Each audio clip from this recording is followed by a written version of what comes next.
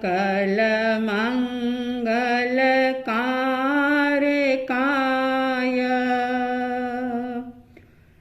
तुभ्यं नमः सकल निवृत्तिदायकाय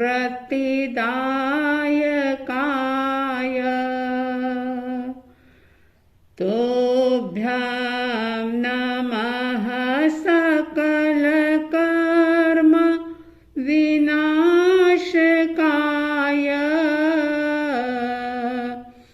तुभ्यं नमः सकल तत्व निरूपकाय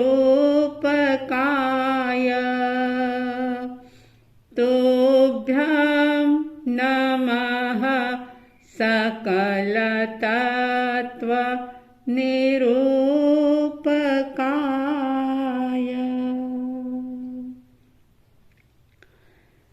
श्रद्धालु जिज्ञासु श्रोताओं, पंडित श्री रविंद्र जी आत्मन के द्वारा लिखी हुई जीवन में समभाव का संचार करने वाली,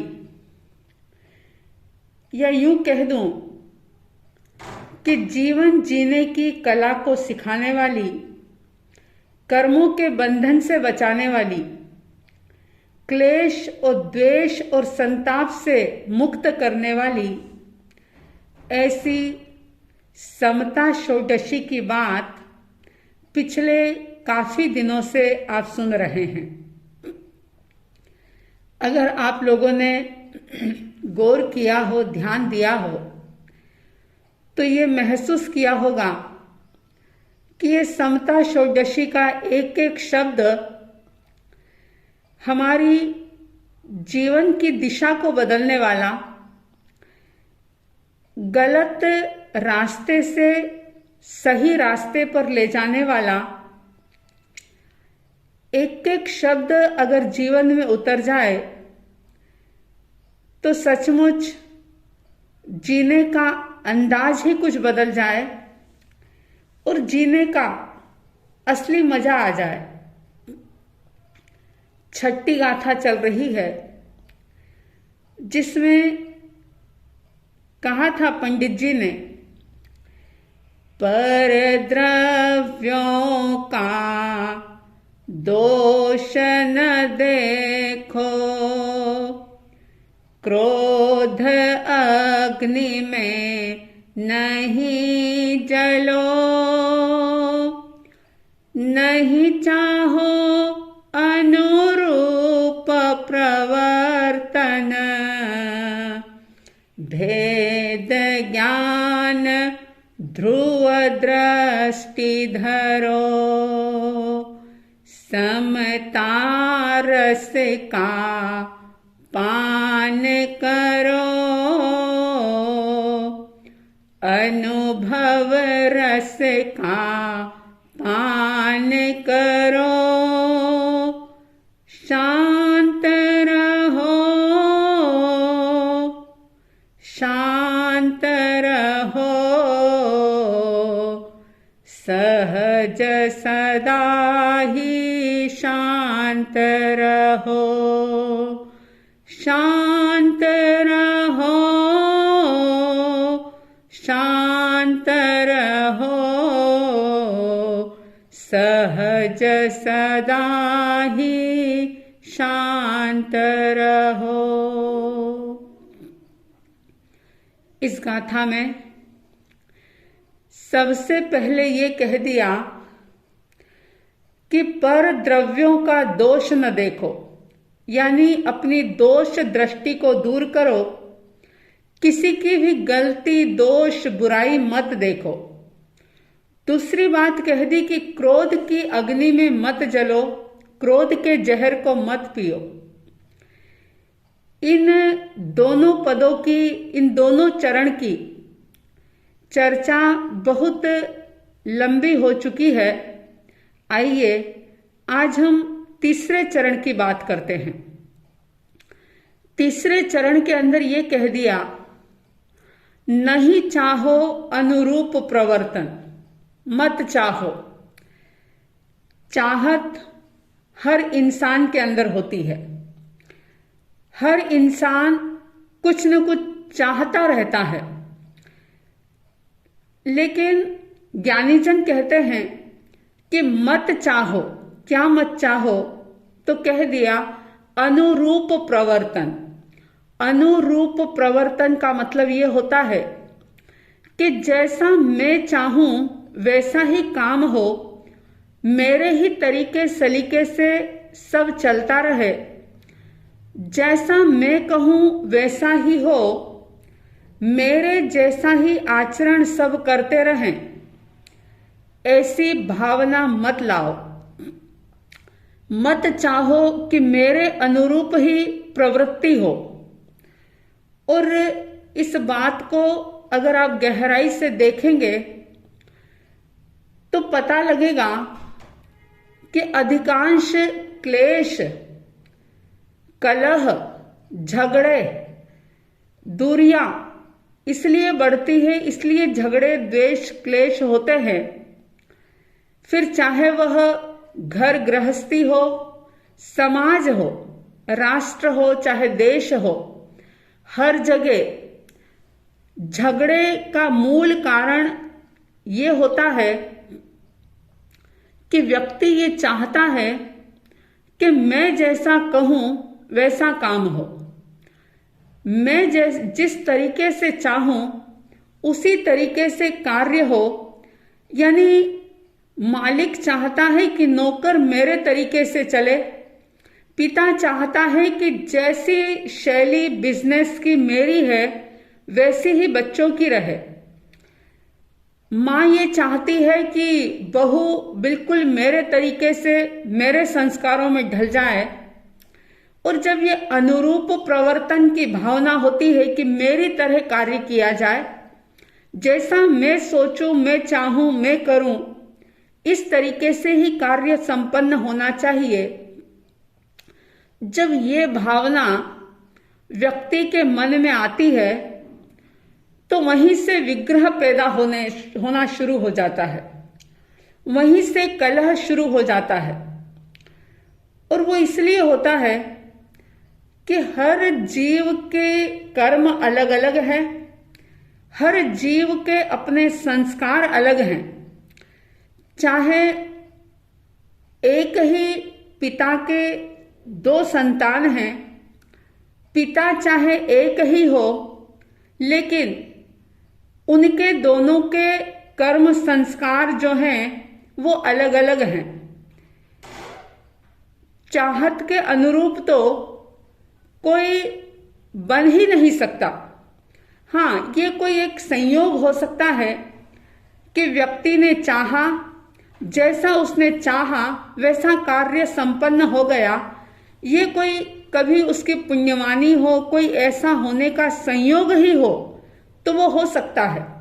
लेकिन हमेशा ही अगर व्यक्ति ये चाहत रखे, और कई लोगों को ये फोबिया होता है, छोटी छोटी सी बातों के अंदर वे उलझ जाते हैं और हर चीज में स्वयं को आगे रखना चाहते हैं कि बस मैंने जो कह दिया वैसा ही हो, मैं जैसा चाहूं वैसा ही हो। और जानते हैं आप कि ऐसी भावना, ऐसी सोच उन्हीं लोगों के अंदर ज्यादा आती है जिनके अंदर अहंकार कूट कूट करके भरा होता है। अहंकार के, अभिमान के, ईगो के कई रूप होते हैं और इस ईगो को व्यक्ति समझ भी नहीं पाता। अभिमानी जो होता है वो हमेशा ही अपने अनुकूल चिंतन करता रहता है। वो ये सोचता है कि बुद्धिमान व्यक्ति वही है जो मेरी तरह सोचे और मूर्ख व्यक्ति वो है जिसके विचार मुझसे ना मिलते हों।